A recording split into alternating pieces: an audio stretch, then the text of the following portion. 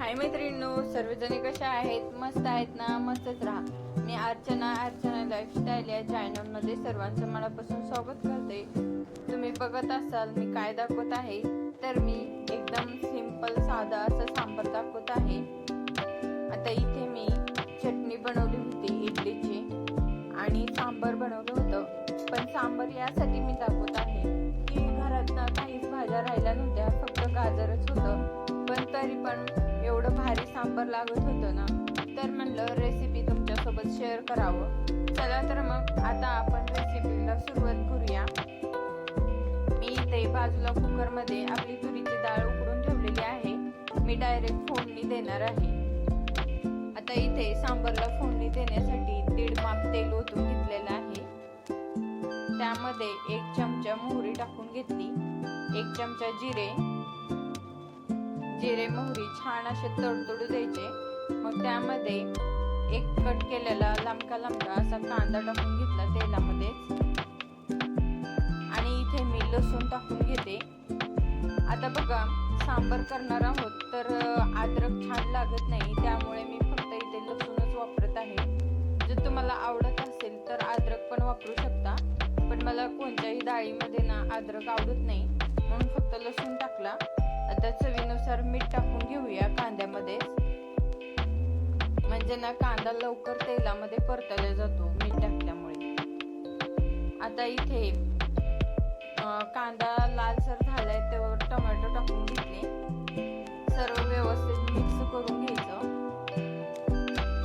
आता यामध्ये मी तेलातच गाजर टाकून घेतले. अशा प्रकारे एकदम सिंपल असं मी सांबार केलं होतं, पण टेस्ट एकदम भन्नाट लागत होती. त्यामुळे म्हटलं रेसिपी शेअर करावं. कधी कधी असं होतं की भाज्या काहीच नसतात, मग सांबार काय करावं असा विचार येतो. आता इथे मी लाल तिखट चवीनुसार टाकून घेतले, हळद अर्धा चमचा टाकली. अशा प्रकारे जरी सांबार तुम्ही केला तर एकदम टेस्ट मस्त होते, त्यामुळे रेसिपी शेवटपर्यंत बघा. आता यामध्ये मी 1 चमचा धनिया पावडर पण टाकून घेतले आणि मी 2 चमचे सांबार मसाला टाकून घेणार आहे. मी इथे सांबार मसाला पण टाकून घेतला. सर्व वस्तू मस्तपैकी तेलात टाकून घेतल्यात. त्यामध्ये गाजर होतं म्हणून गाजर टाकून घेतले. आता यामध्ये थोडीशी कसुरी मेथी असेल तर टाकून घ्या. कसुरी मेथी पण छान लागते सांबार मध्ये. सर्व मसाला व्यवस्थित छानपैकी झालेला आहे. आता यामध्ये उकडून घेतलेली डाळ टाकून घेऊया. थोडं सुरुवातीला थोडंसं डाळीचं पाणी टाकून घ्यायचं मसाल्यामध्ये आणि मिक्स करून घ्यायचं. असं करत थोडी डाळ टाकून घ्यायची आणि सर्व डाळ डायरेक्ट ओतून घ्यायची. आता मसाला छानपैकी डाळीमध्ये मिक्स झालेला आहे. आता आपण सर्व डाळ ओतून घेऊया. आता ही डाळ व्यवस्थित मिक्स करून घेते मी मसाल्यामध्ये.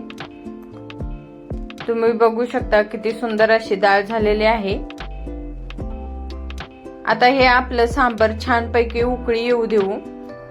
थोडंसं कुकरमध्ये पाणी ओतून टाकून घेते डाळीमध्ये.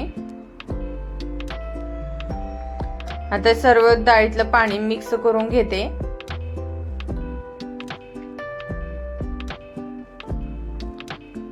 सर्व व्यवस्थित झालेलं आहे. आता डाळ छानपैकी होत आले, त्यामध्ये आता आपण चिंचेचं पाणी टाकून घेऊया.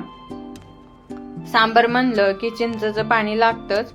ते व्यवस्थित मिक्स करून घेते. आता आपलं सांबार छानपैकी शिजत आलेलं आहे. तुम्ही बघू शकता त्याला मस्तपैकी कड येत आहे. आता आपण याला तडका देणार आहोत. आता यामध्ये मी तडका देणार आहे. तडका पॅन मध्ये 1 चमचा मी तेल टाकून घेतले आणि इथे मेथी दाणे, परत थोडीशी उडदाची डाळ आणि मोहरी टाकून घेतली तेलामध्ये. ते सर्व व्यवस्थित तडतडू द्यायचं आणि त्यानंतर कढीपत्ता आणि सुक्या लाल मिरच्या टाकून घेते आणि थोडेसे 1 चमचा लाल तिखट टाकून घेतले. तुम्हाला जास्त तिखट नको असेल तर थोडंसं 1 चमचाच टाकून घ्या. म्हणजे तडका देताना लाल तिखट टाकलं म्हणजे जरा थोडीशी टेस्ट येते. त्यामुळे थोडंसं लाल तिखट टाकले. आता हे सर्व व्यवस्थित मिक्स करून घेऊया सांबर. तुम्हाला वरून तडका द्यायचा नसेल तर सुरुवातीला तडका देतानाच लाल मिरच्या आणि कढीपत्ता टाकून घेऊ शकता. पण मला वरून असं तडका दिला ना मस्त सांबर आवडतं, म्हणून मी तुम्हाला दाखवले की कशा प्रकारे करतात ते.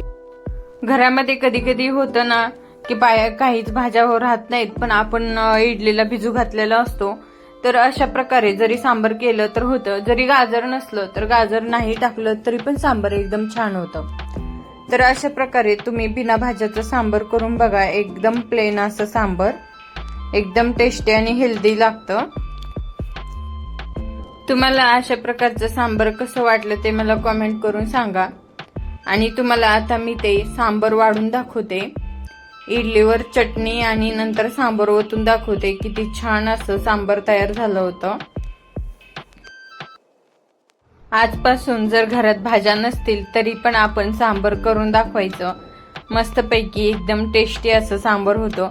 अशा प्रकारचं सांबर करून बघा आणि मला कमेंट करून सांगा. अर्चना लाईफस्टाईल या चॅनलवर नवीन असाल तर चॅनलला सबस्क्राईब करा. व्हिडिओ आवडल्यास लाईक करा, शेअर करा. थँक्यू.